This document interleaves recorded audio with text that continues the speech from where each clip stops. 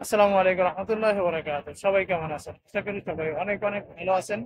আপনাদের তো আমি ভালো আছি আলহামদুলিল্লাহ। চলে আসলাম আরেকটি লং ভিডিও নিয়ে। 2024 সাল প্রায় শেষের দিকে। আমরা অনেকদিন এই ফেসবুকে কাজ করতেছি বা এখনো কাজ করতেছি। আল্লাহ যদি হায়াতে বাঁচায় রাখে অবশ্যই 2025 সাল দেখার সুযোগ দিবেন ইনশাআল্লাহ। আর আমরা যারা ফেসবুকে কাজ করতে আসছি অনেকেই হতাশা আছি, যারা সেট আপ পায়নি অবশ্যই তারা অনেক টেনশন আছে। 2025 সাল আসলেই সেট আপ পেয়ে যাবেন ইনশাআল্লাহ। আপনারা যদি ফেসবুকের গাইডলাইনের ভিতরে থাকেন অবশ্যই এই সেট আপ গুলো পেয়ে যাবেন সবাই, খালি আমি না আপনারা সবাই যারা পায় নাই সবাই পেয়ে যাবে। তবে এখানে ফেসবুকের গাইডলাইনের ভিতরে থাকতে হবে।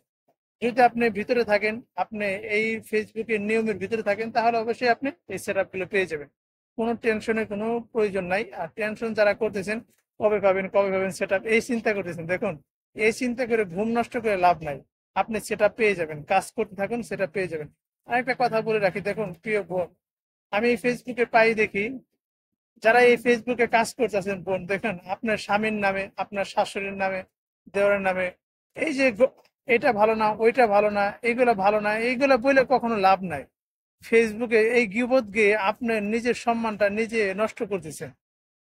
আপনি যদি বাসায় যদি কারো সামনে এই কথাগুলো বলেন, আমার শাশুড়ি ভালো না, এটা ভালো না, এটা ভালো না, এটা কিন্তু একটা গিবত। আর ফেসবুকে আপনি যখন বলতেছেন, এটা আরো সব থেকে বড় গিবত। কিসের জন্য বললাম, দেখেন আপনি যখন বলতেছেন এটা অনেক মানুষ দেখতেছে, অনেক মানুষ শুনতেছে। তাই আমি বলবো সবাইকে অনুরোধ করে বলবো, প্রিয় বোন, আপনারা আপনার শাশুড়ি যদি খারাপও হয়, আপনার দেওর যদি খারাপও হয়, আপনার স্বামী যদি খারাপও হয়, সেটা আপনার মনের ভিতরে রাখেন। একমাত্র আল্লাহ পাক সব দেখতেছেন আর সব জানেন।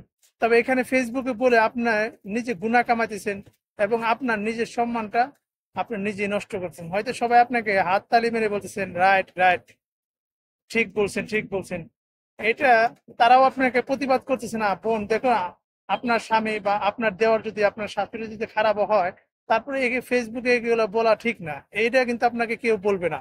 সবাই বলবে রাইট রাইট রাইট, ঠিক বলছেন, এগুলোই বলবে। তাই আমি সবাইকে বলবো, প্রিয় বোন, আপনার ফেসবুকে কাজ করতে এসে আপনার কখনো গীবতের থেকে দূরে থাকুন। যেরকম আপনি 10 জন মহিলা বসলে একটা থেকে আরেকটা কথা লেগে যায়, সেরকম ফেসবুকে আপনি যখন বলতেছেন এই গিবতটা, এই কথাটা সবাই দেখতেছে, সবাই শুনতেছে, তার থেকে বড় গিবত হয়ে যাচ্ছে। তাই আমি সবাইকে বলবো এইগুলো থেকে বিরত থাকুন। এবং আপনার যদি কষ্ট থাকে, মনের কষ্টগুলা আপনি ফেসবুকে শেয়ার করে কখনোই লাভ হবে না। আল্লাহকে দেখতেছেন এবং আল্লাহকে বলেন, আল্লাহ পাক যে কোনো একটা ভালো রাস্তা এবং ফায়সালা করে দিবেন।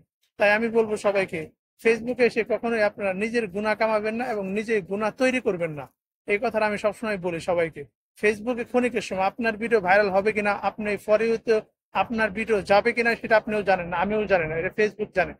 তাই আমি সবাইকে বলবো এগুলো থেকে বিরত থাকবেন এবং আশা করি আমরা যে মুসলমান, এই মুসলমানে অবশ্যই আমাদের কর্তব্য যেটা সেটা মেনে চলবো অবশ্যই।